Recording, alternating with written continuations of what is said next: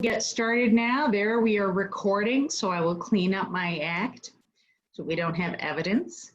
One of the things that Jake and I discussed, I'm starting to become famous again around the country, this time as the prophet of forbearance doom. So I thought we'd have this conversation, talk a little bit about what has my hair on fire.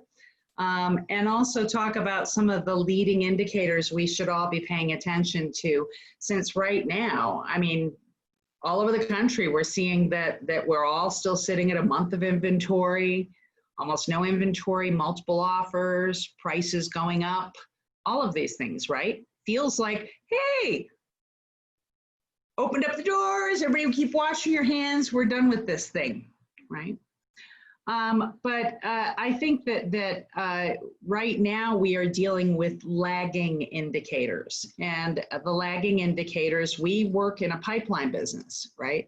So we all know that the results we're having right now are from the activities we did 90 days ago, right?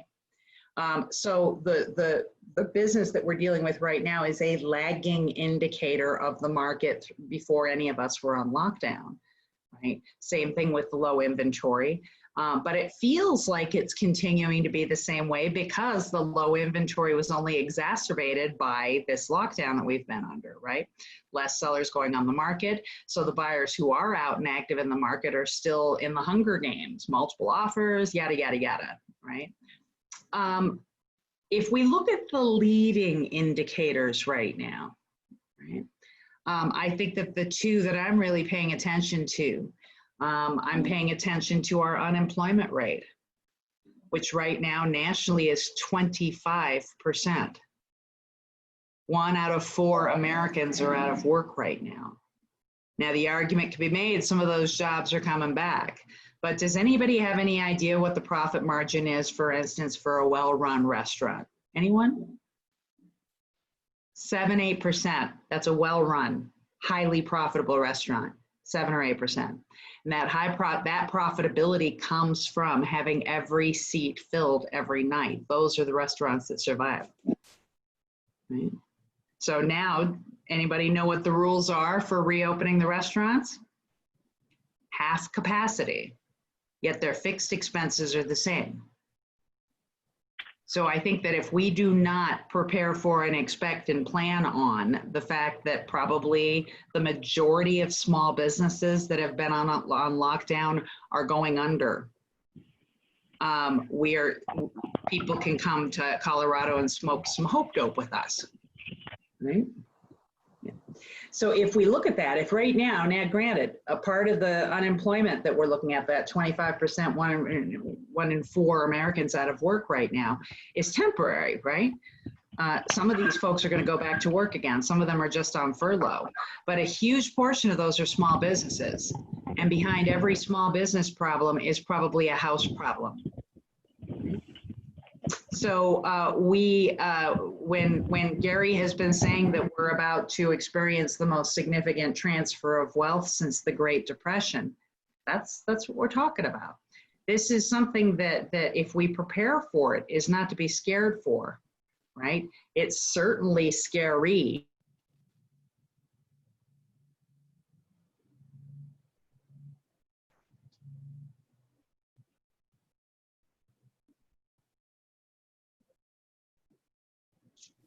That's quite a face she just froze. I know. I was like, is it just me? I'm like looking to see if other people are moving. Hold on, she might be coming back. Oh my God, look at that cute kid behind you, Amber. You want to come say hi to Renee? Sorry, guys. Program pause for poor internet connection. Hi, my baby boy. So see, this is what happens when Jake leaves me and Roxanne in charge. It just goes. Oh, we lost her altogether. All right, she'll be back. We got a few more faces on here now. Happy Friday afternoon, everybody. There she is. I see her. You should have seen the face you froze on. It was, oh, mwah. Yeah. 1,000 chef's kisses to you, my dear. Here we go. That That's usually what happens. So how far along did I get? We were talking about businesses going under. Does anybody here know what the most single significant government action that was taken? Hello, lovely Renee. Hi. The most significant government action that was taken to put people back to work in the Great Depression? Didn't they start like road and trail development and all of that? The CCC or whatever? CCC and the WPA, right? They put tens of millions of Americans to work, and that's what built out the infrastructure of the United States. All of the public, they built dams, they built bridges, they built plumbing systems, they built roads, a highway system across the United States, right? And that wasn't started because anybody had some big grand vision that we needed to be able to drive on concrete across the United States. It was that somebody sat down and said, if we don't get some jobs to these people, we're all screwed. And that's what pulled us out of that employment tailspin. So there is absolutely a precedence for enormous government actions to put people back to work, and we just don't know, right? If I had my little scepter, Roxanne, there's still room on Mount Rushmore. That's my Mount Rushmore look. You don't want to see it from the rear. That's a worse look. But if I had my scepter, I'd say, let's take all of those 35 million people, or not 35 million people, whatever the number is at right now.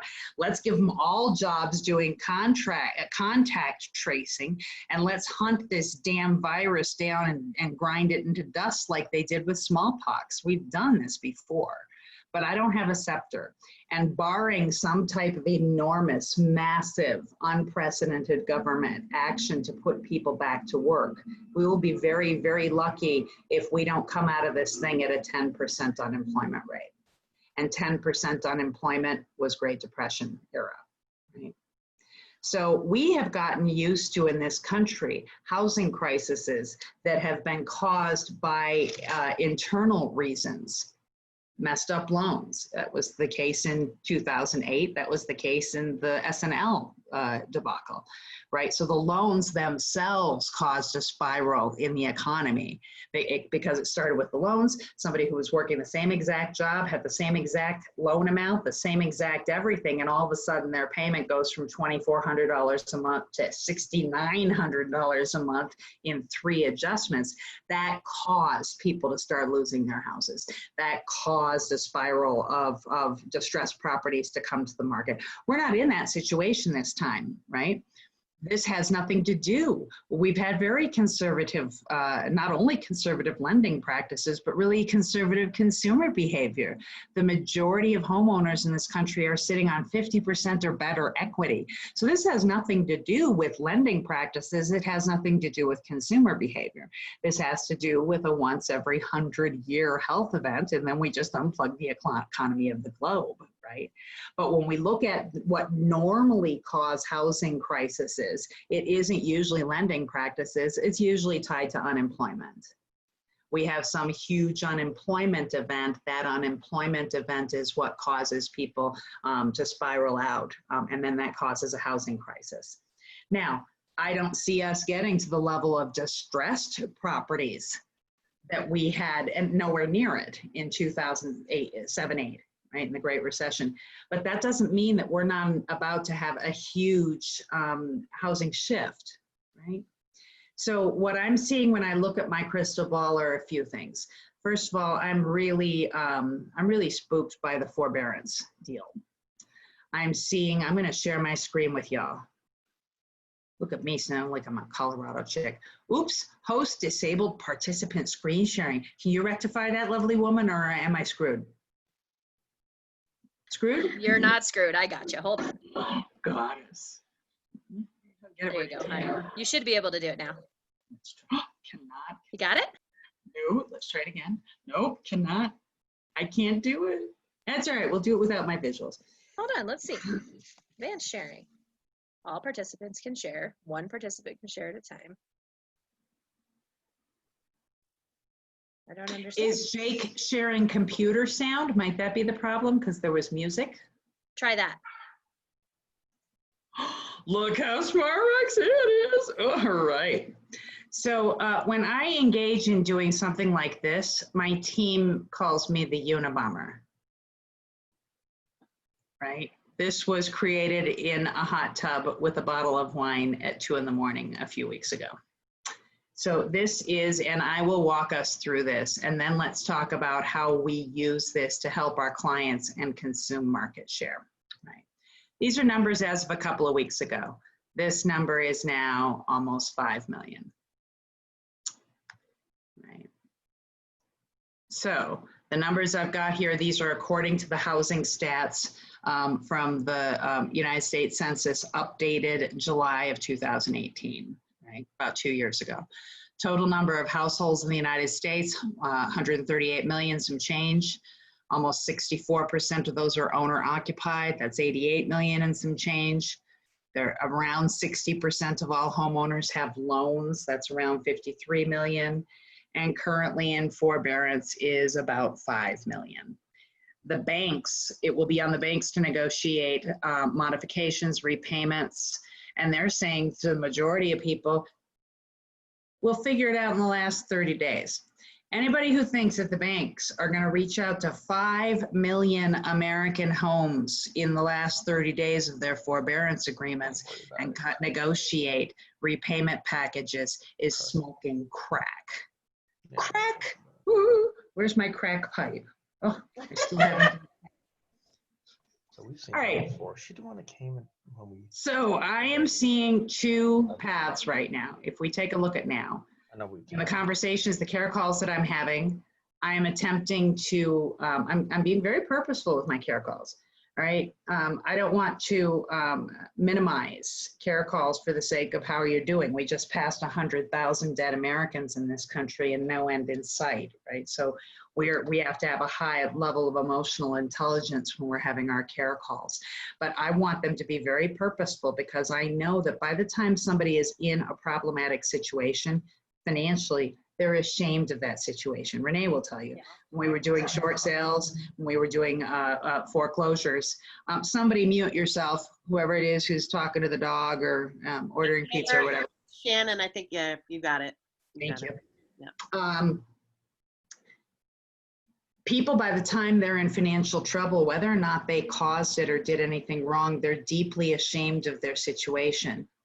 I can't tell you how many times we sat down at a kitchen table and we're talking with a husband and wife, and it's at that conversation, talking with me, the stranger, that the wife finds out for the first time that her husband hasn't paid the mortgage in 6 months, right? So people have a deep level of shame when they get into financial straits, and they won't talk to us. They won't reach out to us. They won't reach out to their spouses. The first that their neighbors will know they're in trouble is when there's an empty house and thistles growing up. Truth, right? So the trick here is for us to engage in a series of conversations that start building the level of financial intimacy that we can be having these conversations with people so that by the time they're in trouble, we're already in dialogue with them and we're already offering them solutions. So here is my crystal ball. I think that right now, if somebody is employed, we should be looking at what I want to be finding out is, are they house rich and cash poor? Which is a lot of people. That's me. I just sold my house. 6 weeks ago, I went to my husband and I said, hey, dear, let's put this house that he'd lived in for 28 years, been married twice, raised 2 kids up in that house. And I said, dear, we're house rich, cash poor. I don't think our home is going to be worth more than it is right now for the next several years. What do you say we sell, go to ground, rent for a year, and buy back into the next market?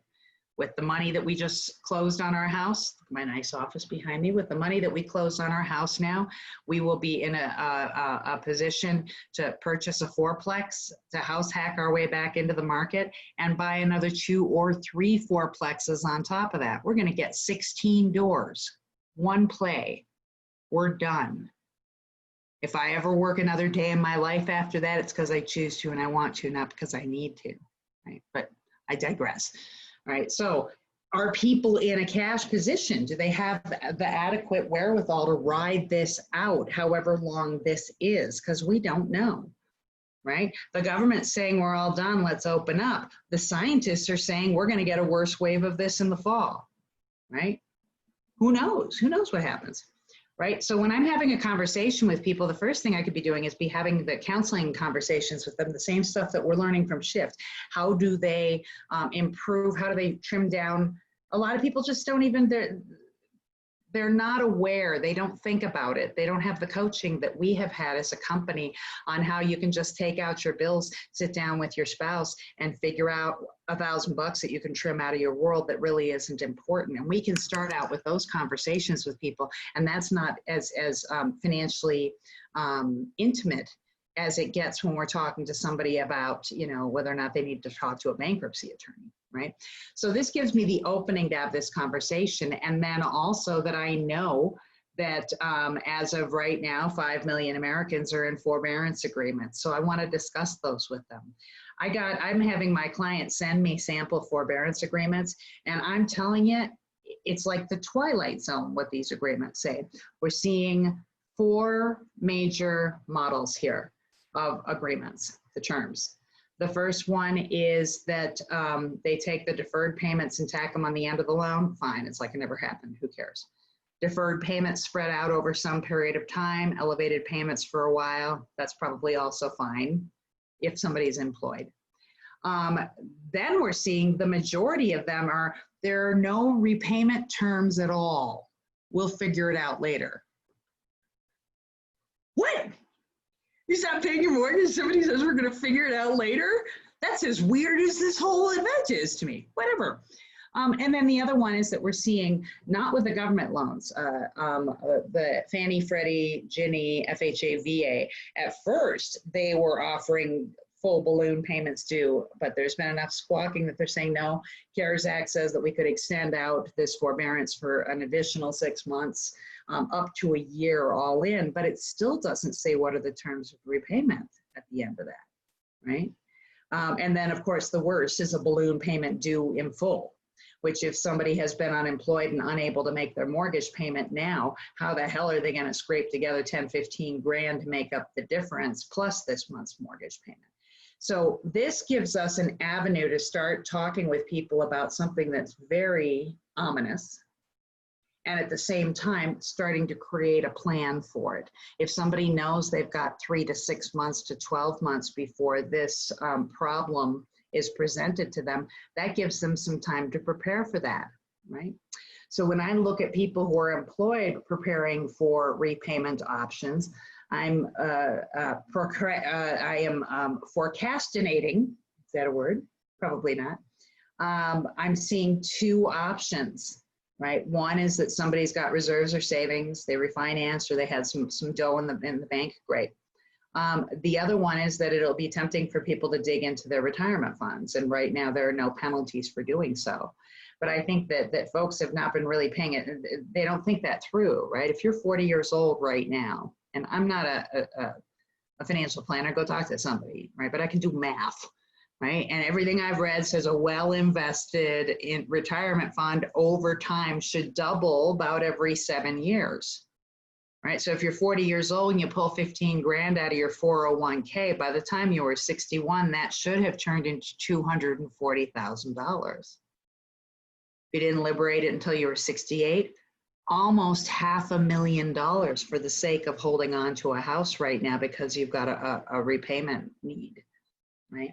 This isn't a conversation that I need to be having with them because I'm not a financial planner, but I need to know that that's what's going through their mind, because then I can say, hey, before, if you're thinking about using the option of your retirement funds, I've got a financial planner I'd like you to have a conversation with just to make sure you've got the big picture of what that looks like.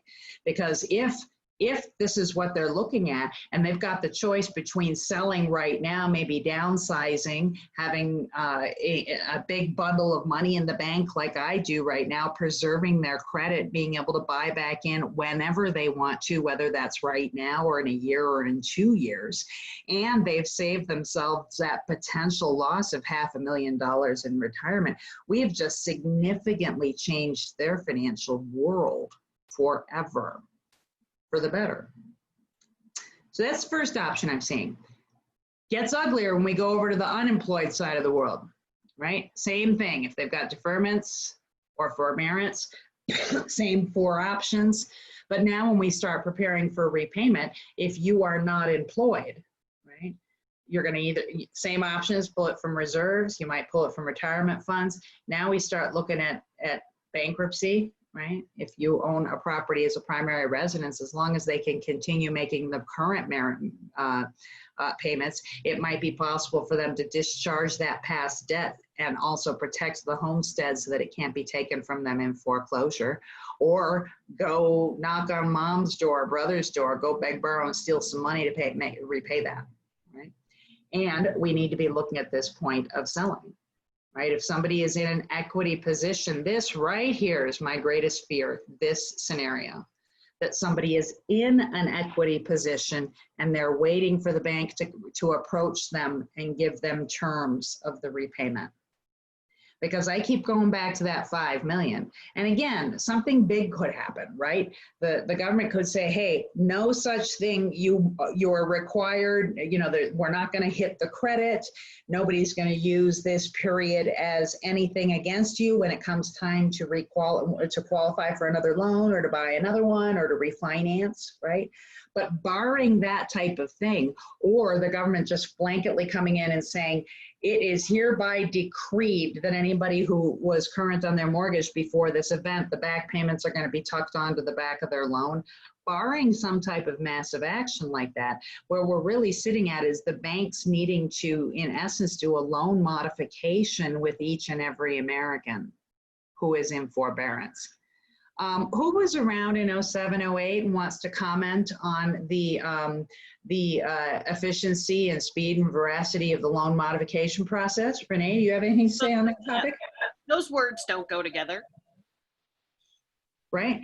When they do loan modifications, what the banks ask you to do is basically do a reverse qualification. So you have to send them all the data that you would normally send them to get a loan. And an underwriter reviews that to determine that you no longer can continue to pay that mortgage, at least under the terms that were agreed upon. And it takes as long as a normal refinance takes if it were done properly. But let's take that times 5 million, right? So if each one of those 5 million takes 30 days of processing, you guys do the math. So my huge fear is that you will have people who were in an equity position, whose credit was good, and who's sitting around waiting for that negotiation to come to fruition and with the bank, and that while they're waiting for that, their mortgage goes into default. This is what wakes me up at 4 in the morning. Because whereas had they today sold the house, even if they were unemployed, right? If you're unemployed and you sell your house and you got $300,000 in equity, you could pay 5 years of rent up front. No landlord is gonna eschew you, right? Plus you got the money in the bank you need to. You can buy back in, you've preserved your credit. Your only problem now is getting your job back, but you got a big pile of money to ride out this storm so that your financial future is preserved, and you're in a position to buy back in and start rebuilding on those losses immediately, right? Versus if you go into default, now all of a sudden your credit is destroyed, right? And if your credit is destroyed and they actually start taking it to foreclosure, at least in Colorado, when you have a foreclosure sale, you know who sets the price for that sale? The bank. The bank sets the price. And the bank sets the price at a price that they think is going to give them a fast sale. And then whatever is left over, whatever difference there's left over, is sent back to the homeowner, right? But that's after all the bank fees, that's after all the legal fees. That could be a 20% hit. So somebody's taking a 20% hit in what they could have recouped had they sold before it went into default, and they have destroyed credit. Well, and Roxanne, they also don't care about the sale price as long as they get their net. That's all they care about. They don't care if it's worth more. They don't care if it's worth more, as long as they get their net, right? So we're looking at people who could have, had we been in the conversations with them to give them the straight talk about this shit. Sorry. Husband says, I've got the voice of an angel and the mouth of a sailor. This is true.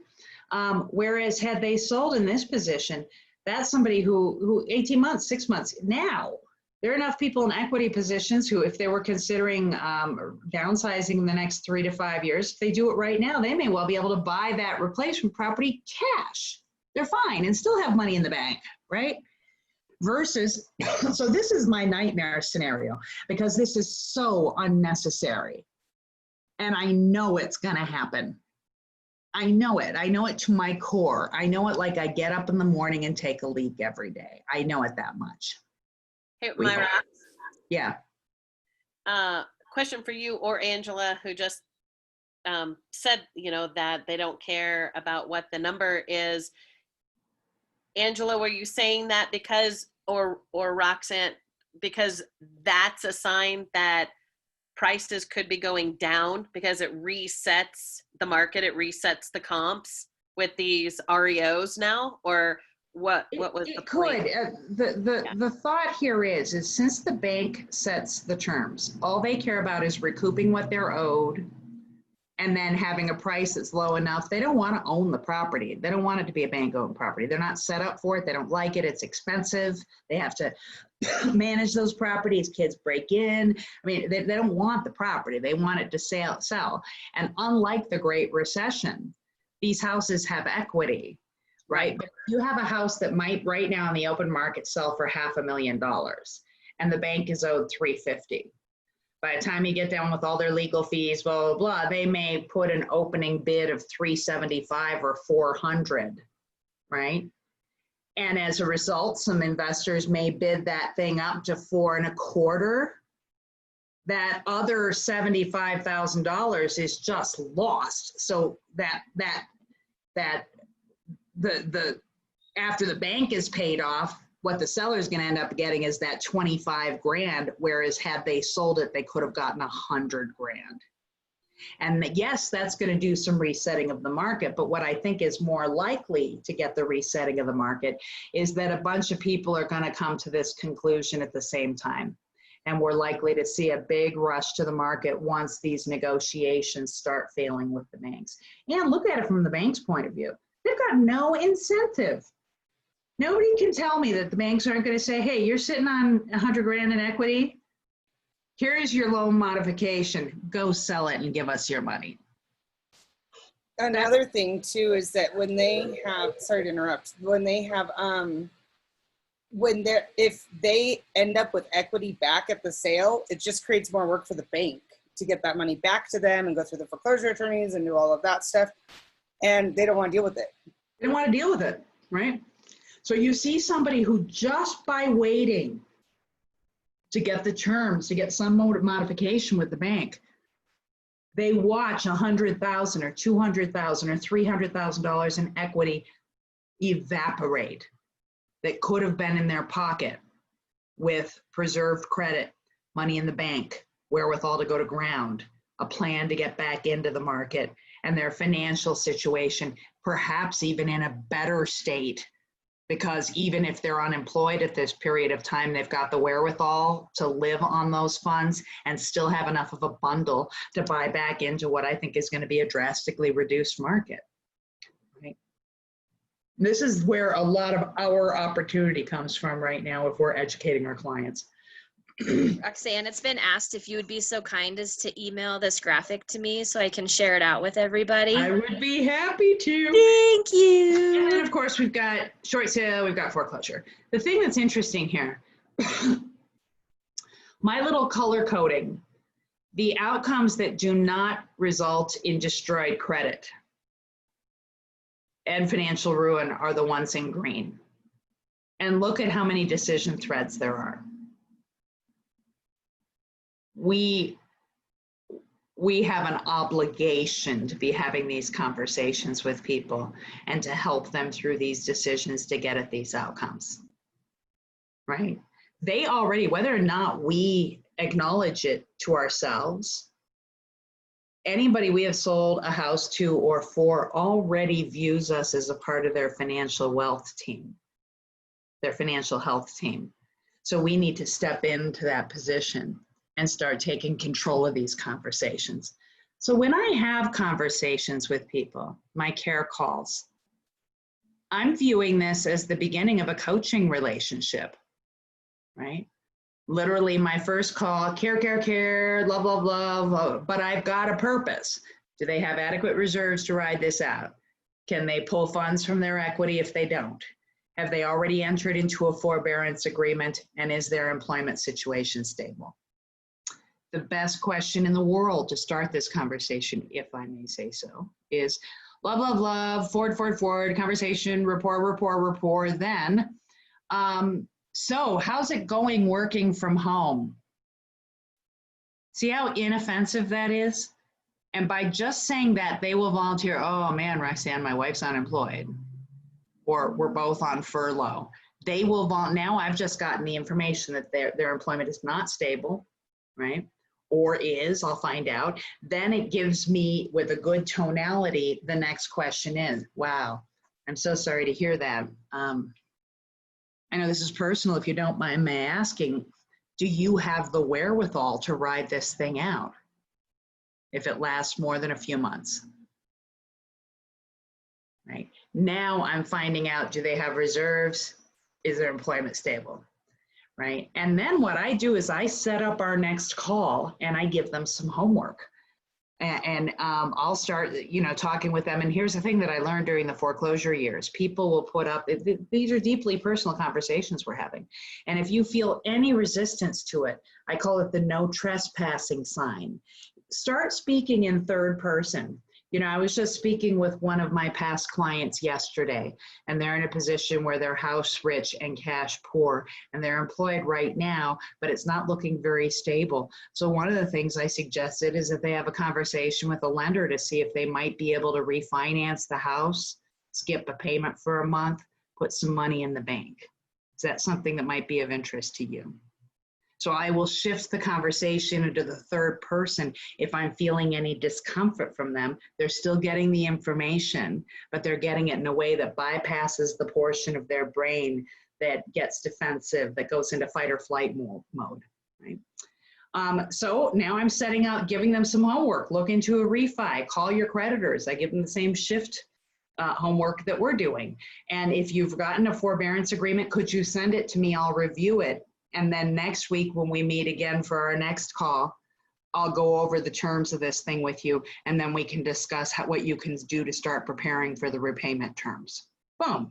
Now I've already scheduled my next call. They've got homework. My next call, I want to explain that forbearance agreement, start discussing those repayment options depending upon whether or not they're employed or unemployed. I'm going to plant the seed to sell if it's appropriate. And again, how's their employment situation going? And then I set up their next call. Now, if we've discussed those repayment options and one of them may be pulling funds from their retirement, this is the first time that I'm going to send them to somebody outside. But what we want to think of, we need to be sending people probably, depending upon how these decision trains go and what their situation is, we're going to need to have them speak with a financial planner. We're going to need to have them speak with a CPA about tax consequences. We're going to need to have them speak with maybe a bankruptcy attorney. Those are conversations that are way above our pay grade, but we are in the red flag business and we can be directing it. I like to think of it as us being the tour guide of this event for them. So as the tour guide, I say, okay, now it's time for you to speak with, with the guy on the left, my financial planner, then let's meet again next week and see how that went, or bankruptcy attorney or CPA. But I'm the one who I keep returning this conversation back to me because I'm the tour guide. So we're discussing repayment plans. Is their employment statement? I give them the homework of speaking with a financial planner if withdrawing retirement funds is what they're looking at, or exploring other options for liquidity. Do they have anything else they can sell, right? And I set up our next call. Next one is to establish a repayment plan strategy, review what's happening with forbearance, review their home value and their equity position. Guys, you have this conversation with people over a series of a few weeks, they will come to the conclusion that they need to sell if it's the right thing. You almost, as long as you're planting the seed. And the way I plant that seed is, look, I'm going to be in business. I've been in business for 20, 25 years. I don't care if you and I do business now or 10 years from now. What I do care about is that your financial situation is shored up. So I just want to plant the seed that right now, I don't think your house is going to be worth more than it is right now for the next 3 to 5 years. So if you were thinking of selling in the next 3 to 5 years, we may want to advance those plans. Let's think about it, talk with your spouse about it. We'll talk more about it next week. Boom. Right? Roxanne, just because I know your guys' story, when you were doing this in the short sale market, how many of those clients ended up returning to you guys, even if they were able to keep their home, you know, they were looking at selling and you were able to keep them in there? How much of your business came back to you because of these conversations and relationships you guys created?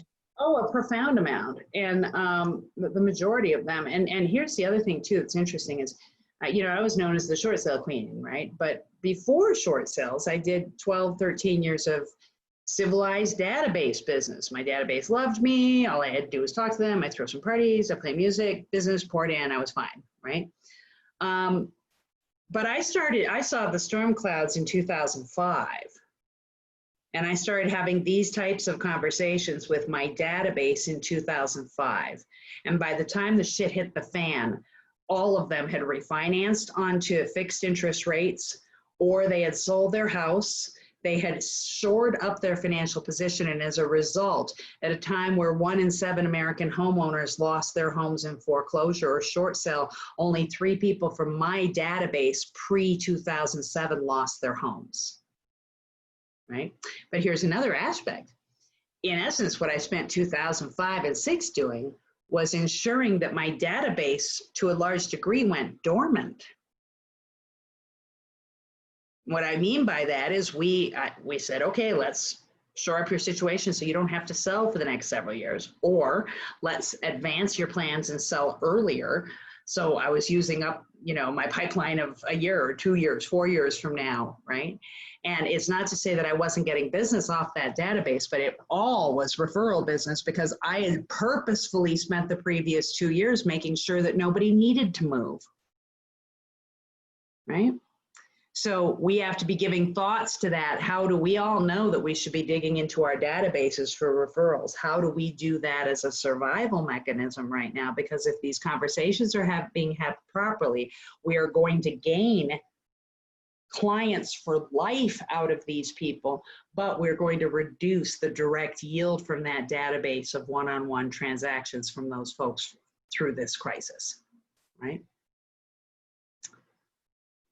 So, how are we doing? Any questions? Am I smoking crack? You guys can unmute yourselves and ask. I just have one comment also. So I did loan mods and short sales for the investor during all of it. And the banks through what I'm saying? 100%, 120%. And I feel like I was the only one worried about this. So I'm glad to hear it from another perspective. And I've been talking to my buddies that are still there doing it, and it's crazy. And I don't know how everyone can even defer all the payments, even though that's what people are like want to think is going to happen. I don't see how it's possible. That's just me. Yep, people've got to get paid. You know, taxes, insurance, all that stuff. Investors, they've all got to get paid. And if they somehow work it out, then that's just less money back into the lending, is what I see. Anyway. They must give an answer within 30 days. That's the CFPB guidelines. A denial is an answer. So if they don't have all of their documents and they can say, oh, we didn't get one document, resend the package, denial, now they have 30 more days. And right. That's how they're going to get around getting all of this, getting all of 5 million people modified, is they're just going to send them all denials. Tell them they're missing something, tell them. And then if they're not employed, there's nothing more that they can do. There's nothing more, right? And I denied, I don't even know how many people saying you cannot afford your house. I'm sorry. Yeah. They're like, I can't afford my house. I have extra income. I have this, I have that. I said, it's not on paper. It doesn't count. You can't, we need to sell the house. And it's so far down the line by that point that it gets very, very expensive very quickly. It gets very expensive, right? And there's this whole, I don't know about you guys, but I've never been under the stress that we're under like this. I mean, until I closed on my house on Tuesday of this week, we started this whole thing. Did I tell you I sold my house? Yes. Went to ground. Okay, so I looked at this. I'm one of those people. I'm house rich, cash poor. My husband's been in this house 28 years. I remember sitting in the hot tub with him 6 weeks ago, and he said, worried about the food chain, the food supply. Should I plant a garden? And I said, I got another idea. Let's sell the house. And he said, why? And I said, well, because last time, even though I had a big business, short sale business, we had a really low profit margin because it's so labor intensive. I worked my fingers to the bone and we still almost lost everything. And I'm 54 years old. I don't have another 10 years like that in me. Only to be 64 starting from scratch? Hell no.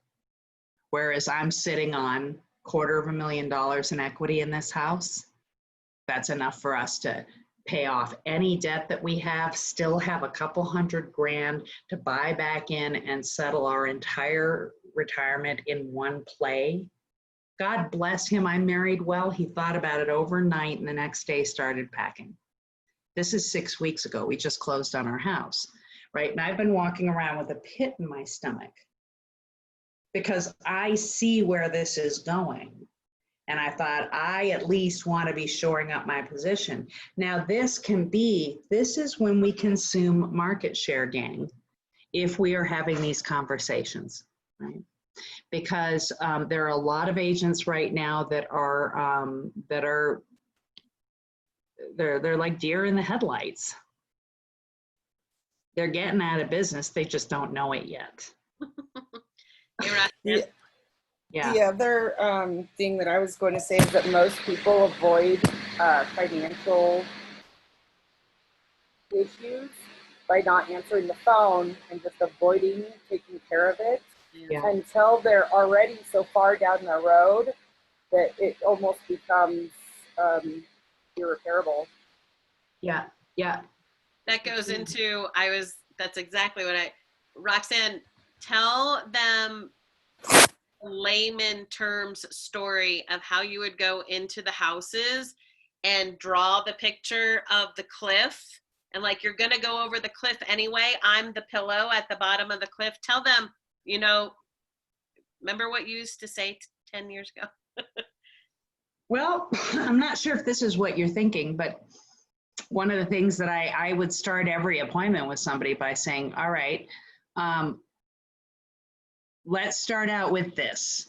There is only one thing that the bank ever agreed to do if you stopped paying your mortgage, and that was take your home in foreclosure. So let's start out with that. Let's discuss the process that is the only predictable, known, agreed upon outcome of this situation. And I would describe the foreclosure process then. Now, let's discuss whether or not there are any options to improve that situation. And then we started working backward from that into a plan. The other thing I used to say, and this is the God's honest truth, that there are two universal laws above all else in this world. Law number one is that the bank always wins, and law number two is that the bank never loses. That's number 1 and 2. For number 5 through 100, refer to number 1 and 2, right? And I mean, Angela's right, this can't be sustained, right? If you look at the primary lenders and the servicers right now, many of them are still being required to pay the secondary market. So First Bank gives you a home loan, you're not paying First Bank, but First Bank has to continue paying Fannie. First Bank has to continue paying your property taxes. First Bank has to continue paying your insurance, and they're not getting any income.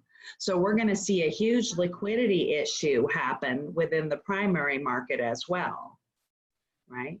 This is huge opportunity because while these other, it's opportunity to help our clients in a profound way. And good people is always good business, always will be good business.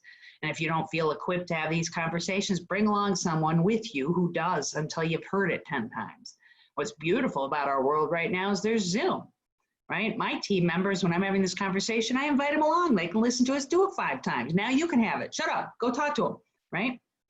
There's nothing wrong with not knowing the answers. We're in the red flag business. We're not supposed to know the answers. What we need to know is the broad strokes and the threats to our clients. And if we know those broad strokes and the threats to our clients, we can direct them. And if we can direct them and we're part of their long-term financial wealth team, we are building ourselves a secondary market as well, right? If I've got a client right now who's going to sell their house and then buy back in, now I just created 2 deals for myself in the next year or 18 months out of thin air, and I helped my client. It's mutually beneficial. This doesn't mean that buyers should go to ground right now. That's a whole other discussion, right? If I've got a brand new buyer that's buying in, even if I know that they're buying at the top of the market, I tell them, yes, you may be buying at the top of the market, but here's the great news. The great news is that we've got interest rates that are so low that they make that sales price really irrelevant. So the question here is, are you planning on staying in this property for the next 3 to 5 years? Because I predict you're going to buy the thing and it's going to lose some value on paper, but it doesn't really matter because your payment is so manageable, and then it's going to bounce back up again. So the discussion of whether or not it makes sense for somebody to buy, even though I think this is the top of the market, is mitigated by the fact that they're buying using money that's almost free. Just about how long they're going to need to be in that property. And knowing, so some of the leading indicators, I would be calling, guys, I'd be calling your sales rep, title rep weekly and finding out if the failed transaction rate is shifting. We've been riding in the Denver metro area, what, 15% fail rate for years, right, on transactions. We see that number start to climb up. Now what we're seeing, I mean, right now, the last 45 days, most of the transactions that we've seen fail have been over lending, right? Lending requirements are changing. Well, the lending is starting to stabilize. They're freaked out. They're less freaked out, right? We're seeing jumbo loans coming back. The lending environment to a degree is stabilizing, right? So now if we see that fail rate on transactions going up, it's because the buyers are bailing. And if the buyers are bailing, it's because their perception is that the house is not worth what it was worth when they put it under contract 30 days ago. Inman just said that there was 30-something% that fell out. It was an article, I think today, yesterday or today. Yeah, so we want to watch that number. As that number starts ticking up. Right now, that number is inclusive. That's a lagging indicator of the COVID lockdown, right? But what we're looking for is the leading indicator that buyers are just putting their foot down, and it's the buyer perception that the properties are losing value. Once that starts happen, this cascade begins. I don't think we're going to see as many short sales, as many foreclosures, because people are in equity positions. But you take a look at anybody who bought in the past 12 months, they're upside down already, aren't they? 6% commission, 2%. We've had 8% appreciation in the past 12 months. So anybody who bought in the last year is upside down. We see another 8 to 10% drop in values. That goes back 2 years. Every time we have another 10% drop in value, we can add another year to 18 months back, and that gives us our pool of people who are upside down. You see how this is a public service crisis for you to be having these conversations with people right now. And if you are, you're also building yourself a profound pipeline that will keep you and your family sustained, will keep you in business, will allow you to consume the market share of all these other boneheads who are going to go work at Home Depot because they got health insurance, right? Good riddance, right? Well, and just to attest to what she's saying, guys, when we were working at the Golden office together, we did a 90 listings in 90 days contest. And how many of the 102 listings that you guys took in that 90 days would have been from clients that you had helped? Oh, 60? Probably close to. Yeah, yeah. The majority of them, right? And that would have been back. That was 2016 that we did that. That's right. And you've got a whole secondary market here, right? That secondary market is that the people who are selling right now, not this moment, because again, we're still in the lagging indicator, we're in the hangover of the previous market, but the people who are selling, and I don't know when this tsunami hits. It'll really depend upon how the CARES Act starts to play out. This tsunami could hit in 3 months, but I'm kind of more thinking second quarter next year, maybe third, right? But that gives us time to firmly get ourselves ensconced in relationship with people in a profound way that helps them and builds us a pipeline. And while all the other agents are running around scratching their butts and freaking out, we're giving people substantive information. And by the way, the Zillows, the iBuyers, they're gone, right? In one move, a global health event has reasserted the fiduciary as the desired real estate relationship. Take advantage of that shit. What do you mean by tsunami, Rox? What define that? The tsunami that I see is as all of these folks start getting the denials that Angela is talking about, we're going to see a ton of people come to the market. Further, we're going to see a whole other ton of people come to the market who are in default. And that's going to see a drop in the market. We're going to see a lot of houses come to the market when people come to the conclusion that their only way out of this forbearance repayment is to sell. The other thing that I was thinking about is if unemployment remains very high, people need to get jobs. If people are getting jobs, the more people there are for the jobs, the less the jobs pay. That's right. And then that means that they're not able to afford to keep their house. And so then it could be a regular traditional modification denial because you can't afford to keep your house. Right. I was just listening to an article on NPR this week. They said that Amazon, Facebook, Google are starting to ask themselves after this lockdown, do we really need these big campuses, right? It turns out that, yeah, people like the lunch and the foot rub, but they're liking working from home and it's just as efficient, right? So that sounds on one, okay, that's a commercial real estate issue, right? I know I'm seeing that in my own business. My transaction coordinator has a 6-month-old baby. No way in hell I would have said, sure, work from home, right? Unless we've been forced. But guess what? She is doing everything as well as she was doing it before. And it occurred to me, I was thinking about the one thing, the studies that Jay and Gary were quoting in there, that the average worker loses, 30% of their day to distraction. If that number is true, why the hell would I care if that 30% of the day of distraction is her being able to play with her baby and I'm getting the same level of service out of her? And because she doesn't have to get daycare, I just gave her a $25,000 a year raise in Colorado. Right? That's my little business, right? And you're seeing Google, Amazon, Facebook coming to these same conclusions. But then what's the next step after that? If you say, no, you don't have to live in Silicon Valley to work at our business, how long is it before Facebook says, I might as well hire some guy in Bangladesh, which I think is going to start putting downward wage pressure, right? The repercussions of this go on and on and on and on, and it isn't cause for fear for us, but it is cause for us to be getting into Wayne Gretzky mode.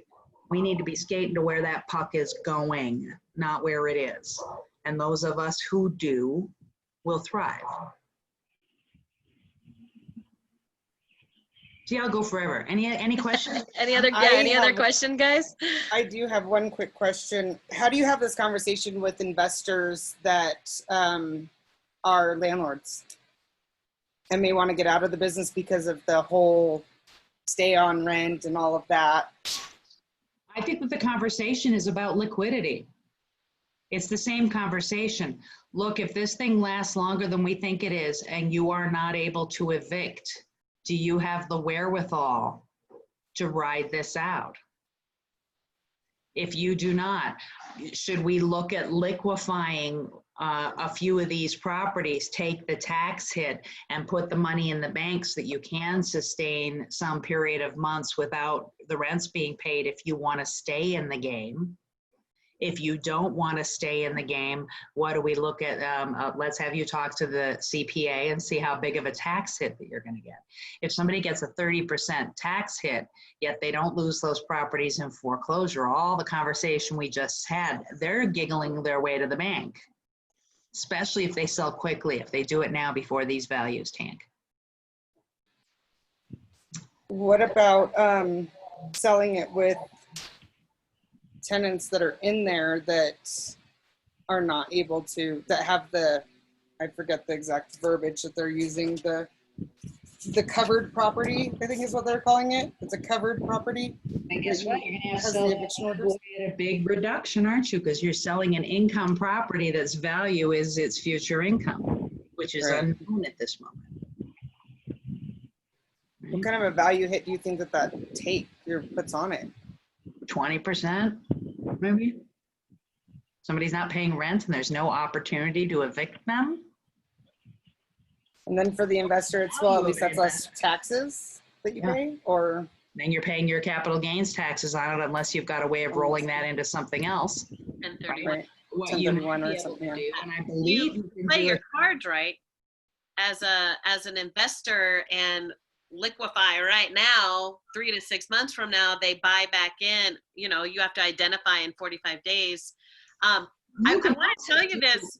You can real put, quick. you can do 1031 exchanges where you sell multiple properties and purchase one, can't you? As long as you use all the gains. That's So right. somebody- You can only buy 3 though at a time. So you can do it. You can sell a lot and buy one, but if you sell a lot, you can only buy 3. Right, but here's the thing. If you've got somebody, even if they have to bail on that property at a 50% loss right now because it's not income producing, and they take 2 or 3 of those properties, roll them into one cash purchase, who cares if they're paying the rent for a while? It's a cash. You've just got the carrying costs of the unit itself. If you help people to consolidate those, to shore up, it's about liquidity. Right? If we can show them strategies for liquidity, even if they're taking a hit on the taxes right now, even if they're taking a hit on the volume right now, and then again, taking those funds, putting them into one property, something where they own it free and clear, boom. And they've got, you know, maybe they pull out take a tax hit on some of the boot, maybe they pull out 50 grand that they do have to pay taxes on, but now they got their property taxes and their insurance and a reserves fund. That money is safe now, no matter how that asset performs for the next few years. If they do that, it's a 30% tax. It's solid 30% tax if they do it that way, by the way. So you're gonna pay 15 grand. 30% on the portion that they don't roll. Right. Yeah, it's only on the percent they don't roll. You're exactly right. That's exactly it. Yeah. I wanna say something real quick. Just because I don't believe that the sky is falling, and this is my reason, my little world. We property manage just over 200 doors, and in the last 2 months, but 10 weeks, we haven't had one person not pay, not one. Yeah. Everybody has paid, even though they've been allowed to not pay, they pay. Right. But Renee, I respectfully say that's a lagging indicator. Do you think it is? I do. Why wouldn't they have not paid on the front end? Why would it be 3 months from now that they wouldn't pay? The fact that they have been paying is a lagging indicator in the respect that that is a reflection of their income, their reserves, their financial position 3 months ago. The leading indicator is 1 out of 4 American home, 1 out of 4 Americans out of work. And Plus they got the stimulus. And they did. They got the stimulus. You're right. yeah. And there was that a lot of those jobs aren't coming back. I don't think this is if, this is when. Yeah. Right. Just for perspective, in the Great Depression, not recession, Great Depression, 10% unemployment. Right. We're at 25 right now. And even if we get back to, if we see a 15% gain on that, we're at Great Depression unemployment. This And we is, were at what, 4 before all of this? And Yeah. so I think we'll hang between 10, 10 to 15. And I think a lot of those jobs will come back. The only thing I'm worried about are the restaurant people. I'm worried about the restaurant people. I'm worried about aviation people. I'm worried about tech people. I'm worried about every small business I know, right? Because you take restaurants, a well-run restaurant, a highly profitable restaurant is running at what, 7% profit margin? And now we just said you can only have half the people in there, yet your fixed expenses are the same. Those jobs aren't coming back. They're not coming back. Other people, once this is over, may buy in, but the restaurant business is done for the next, until we see a cure to this thing. Any last questions, guys, before we let you all get on with your day? I love it. Thanks, Rox. My pleasure.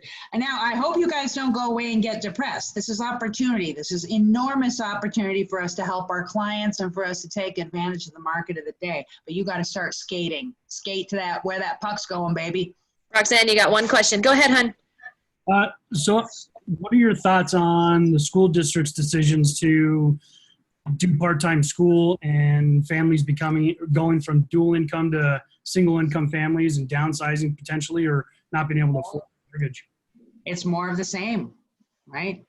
Already in Colorado, you look at the strain, you had so many households. I mean, I researched when one of my assistants got pregnant for a second time. I thought, well, I better pay her some more money. And the average daycare costs in Colorado are, what, $24,000 a year? Amber, is that right? Oh, I'd believe it. Right. Summer camp used to cost us $1,500 a month over the summer, and that was for 2 kids, and that was 4 years ago. Right. So when you see people who all of a sudden they're forced into reduced income because they can't afford the daycare costs, that is just another aspect of it. That's why I don't think this is if. I know this is when. That's why Gary Keller is saying we're about to experience the most significant transfer of wealth in the history since the Great Depression. By the way, all of you, what are you doing to get liquid funds? Because that liquidity, you will be in a position in 18 months, 2 years to buy into a property for a fraction of what it was, what you could have bought into it right now. Liquidity. What can you do to have liquidity? This is your driving question from a personal point of view. Anything else? All right. We did pretty good for being left in charge, didn't we? We did pretty darn good. We could even share the screen. I only dropped 3 S-bombs. None. He'll be so proud.